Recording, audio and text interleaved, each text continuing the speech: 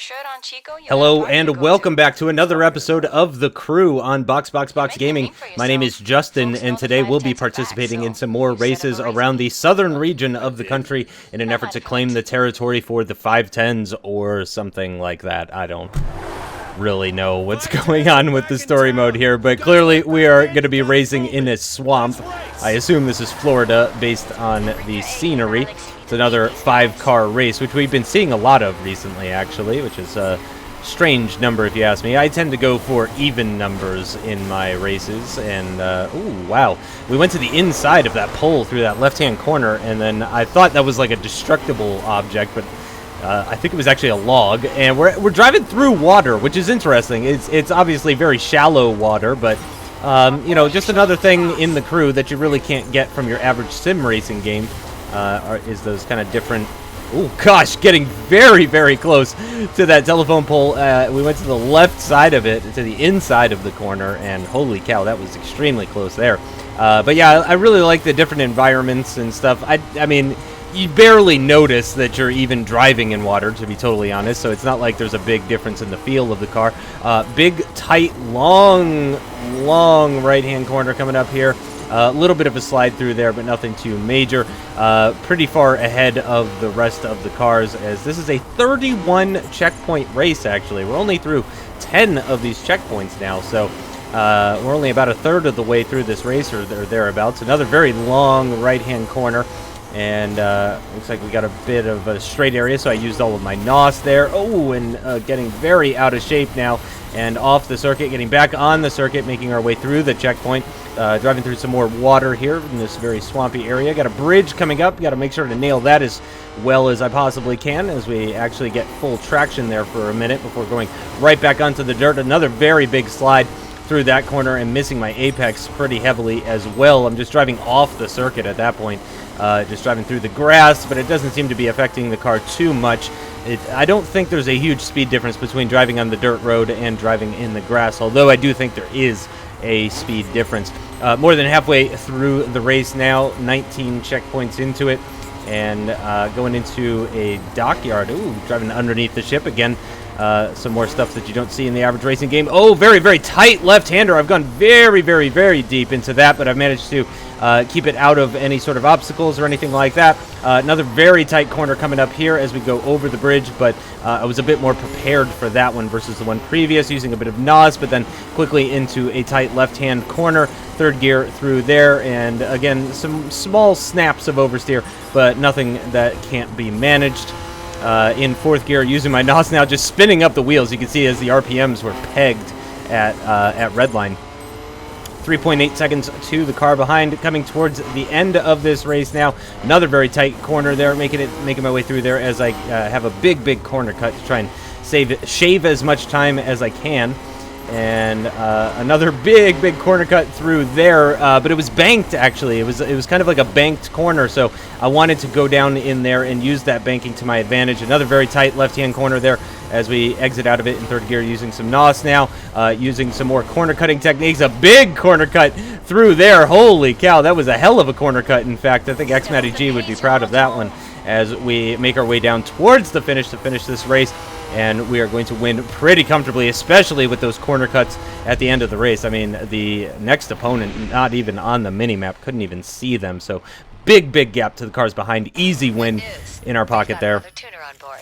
Las Vegas. Raid Spec. Raid Spec rides are built to ignore the road.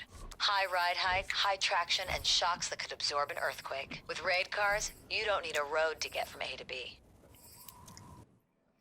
So, raid cars are sort of like the Baja off-road vehicles, and I've talked a little bit about this in previous videos, but my 270Z is a dirt spec car. It's more of a rally car, whereas the raid cars are much more lifted. They're for like doing like the Baja 1000 or whatever the distance is on that. So I've decided the car that I'd like to use for a raid spec car, because I've wanted one of these anyway, is this Nissan Skyline GTR R34. R34 Skylines are pretty damn sexy. I prefer the R32, but I understand why they wouldn't have both of those in this game. So I have decided to go for the R34 as I had enough cash on hand in order to buy one. It was 100,000 and some change, and I had like 115 to 120,000, something like that. As I've got $15,000 left over, and Chloe, shit, is her name Chloe? I feel like her name is Chloe. My gut instinct is telling me that her name is Chloe, but now I'm not so certain that I'm right about that. But she is going to cover the cost of upgrading one of my cars to raid spec for free. So I went ahead and bought this Skyline R34. I did a fast travel out to the Las Vegas airport, or train station. I forget if it was an airport or a train station. And now I am at the Raid Spec Tuner here in Las Vegas with my R34 Skyline, and I am going to be turning this into a Raid Spec vehicle. So as with previous videos, I'm going to go ahead and show you that customization that we're going to do. First, yeah, there we go. Level 30 Raid Spec, prepaid by Zoe. So they're going to throw the starter kit on there. You can see some nice, big, beefy tires. Very, very lifted off of the ground as well. You can see, gosh, at least 8 inches of clearance there on the front bumper, and even more underneath the doors. So it's quite lifted. It's got the same sort of exhaust that goes out over the roof, just like my 270Z. Thinking about going for black right now, but I can already tell you that I do not end up going for black. Again, I only have about $14,500, as you can see up at the top right there. So I need to use that money as sparingly as I can. So this is kind of like a cheap customization, and I can tell you, I did not end up going for the color that I wanted. I can't find matte black in this game. I don't know why. I swear I've seen other people with matte black. I swear other people have even mentioned matte black existing in this game, but I can't find it. But I like this classic Skyline blue. Very common color for an R34, for those of you guys that are familiar with it. You'll see I'm actually fast-forwarding through this part because there was about 1 million different interiors to choose from for this car. I mean, it was just stupid. It was stupid. Like, so this is fast-forwarded at like 10x speed. I'm not even messing with you right now. This is how long it took me to go. So, like, however long that took, multiply it by 10.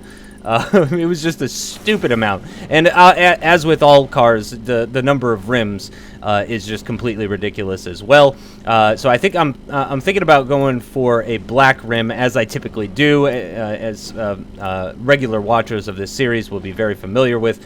Going for black rims is just something that's very common for me. So that's probably what I'm looking for right now. But I'm also looking at the price. And I found that the road tires, you can see up at the top right, I only have $3,500 remaining, and the road tires cost $2,250. So it looks like I'm going to have to go for some road tires here. A nice 7-spoke black rim right there is what I've decided to go for. Obviously, nothing available in performance yet, but that's it. That's it. That's it for the visual stuff. Look, color, stickers, interior, and tires, or wheels. And that's it. So really not much customization to do for this Raid Spec R34 Skyline, which I was a little bit disappointed in. You know, I was really looking for some extra body kits. I wanted to customize the bumpers. I want to customize the side skirts. I want to customize that exhaust. I want to customize the rear wing. All of this stuff I really want to customize. Alex, can't lie to you. The cops are closing in. Oh, okay, so we've got a new mission here in our 370Z, which we haven't actually seen for a while. I don't think we saw... Yeah, we saw it at the beginning of the episode 6, but we haven't seen it since then. So, first time driving the 370Z in a little while now, and it is one of those missions where I need to escape the cops, who are shockingly fast for some reason. Got a roadblock here, so I'm going to go onto the sidewalk there, but one of the cops is just coming along with me, so I'm going to pit maneuver him as best as I can, but it doesn't really seem to have affected him all that much. These cops have crazy top speed, and actually, as you can see on the mini-map at the bottom right, there is actually a helicopter closing in on us as well, and the helicopter has even higher top speed than the cars do, so you really need to utilize the corners in order to get away from the helicopter. As you can see, he is on our right-hand side now, so we probably want to be taking a left. But now we've got roadblocks all around us, so it doesn't even matter which way we go. We're going to have to make our way through a roadblock. A big spin, though. Big slide coming out of that right-hand corner, and that is unfortunately going to put the helicopter directly on top of us. We're going to nos our way towards this that blockade that was there, and we're going to make our way through it just nicely. However, the helicopter is above us and in front of us even. It's even predicting where we're going to go. So we take a left here in between the two elevated highways. So we're not on the highway. We're underneath the highway, sort of in between it. But the helicopter, again, is still right above us, as you can see on the mini-map. So we really need to get away from this helicopter at this point. That's what's totally killing us. So I need to make a turn here. I'm going to make a left-hand turn by the looks of things. And hopefully I'm going to be taking another left-hand turn to get away from this helicopter, as he's on the right-hand side right now, and I need to do my best. No, I actually end up going to the right. I don't think that was the best choice.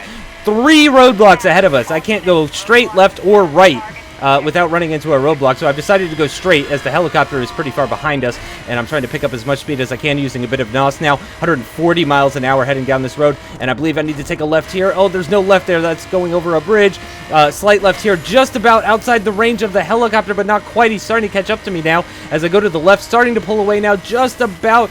Got him out of range. I just need a little bit more speed. There we go. I finally got him out of range, so you can see 25 seconds on the clock at the top in the middle of the screen, and that is how long until I lose the cops. But unfortunately, I've taken a left, and there is another blockade through here, so I'm going to NOS my way through there, try and get out of their range of vision as quickly as I can, which I've done very nicely. 20 seconds now on the clock at the top before I get away from these police, and it looks like it's looking pretty good. 12 seconds, scything my way through this traffic, trying to carry as much speed as I possibly can, over 160 miles an hour as I'm making my way through this traffic, grinding on that car, and just using him as a brake to make my way through that corner, and we do evade the police, albeit with lots of damage to our car in the process. So now we've got another race coming up with the McLaren F1. We're on the highway, as we can see. I believe this is a point-to-point. Yep, I need to beat this guy's record. Cam Rockport. His name is Rockport, because that's definitely a real name that normal human beings possess, is Rockport. My name is Rockport. Mr. Rockport. Senator Rockport is my name. And this is my son, Cam Rockport. So, again, I don't think I did this very well. Just like with the last time trial that I did in the McLaren F1 in the swamps, I believe this is another poor performance from me as I just run into the back of that car. Coming off the highway now onto the busy city streets. A left-hand corner coming up here. Sort of a double left, though, so able to carry quite a bit of speed through there. 90-mile-an-hour apex speed or thereabouts, a little bit under possibly. Straight line to the next checkpoint now, so we are going to be using some NOS to help get us through 4th gear, into 5th gear, and up into 6th gear as well. There we go, up into 6th gear, 170 miles an hour through the city streets. Got a very tight right-hand corner coming up here, braking very early, braking a block before our corner. A full city block, that's our braking point. And then we've got another pretty tight corner here going to the left-hand side, right-hand side of this minivan as we got some understeer through that corner. Slight left there, so able to carry lots of speed, using all of that NOS now to get us through 5th gear, up into 6th gear now, and on our way down towards yet another checkpoint. 2.7 miles remaining in this race. So it's not a specific number of checkpoints, that's interesting. But rather a specific distance, which is being listed up at the top left, 2.3 miles. At the rate of knots that we're going, should be done with this race in about 60 seconds or thereabouts, considering I'm probably averaging 120 miles an hour or higher even, so completing a mile of distance in just 30 seconds, which is pretty incredible. 1.7 miles now remaining. Oh, and I've completely missed my corner, but I was able to make a quick left there, so I didn't have to do any sort of U-turn. Could have been a lot better, but it could have been a lot worse. I did catch it just at the last possible moment. Just going to take down that pole as I squeeze to the right-hand side of that box truck. And we've got another tight right-hander coming up here, down into 3rd gear.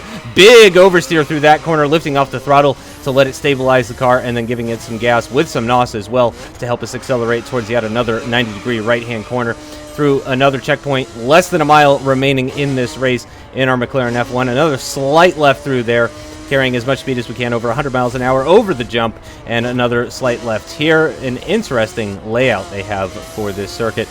Using that NOS once again, very close to the finish line now, 160 miles an hour. Slight left here. I'm sure we could do this full throttle as we do 6th gear, across the finish line at 170 miles an hour in this beautiful, again, I can't say it enough, beautiful McLaren F1, absolutely love it. That is going to do it for episode 7, bit of a shorter one, and in fact the next one's going to be even shorter, so I'm trying to rapid fire these episodes as quickly as I can, since somebody did request that. Somebody asked that these be a little bit shorter and quicker to watch, so that's what I have done, and I hope you guys enjoy the new format, and I'll continue in this way until somebody else complains, and then I'll go to the other way. So thank you guys so much for watching. I hope you enjoyed, and I will see you next time for another episode of The Crew.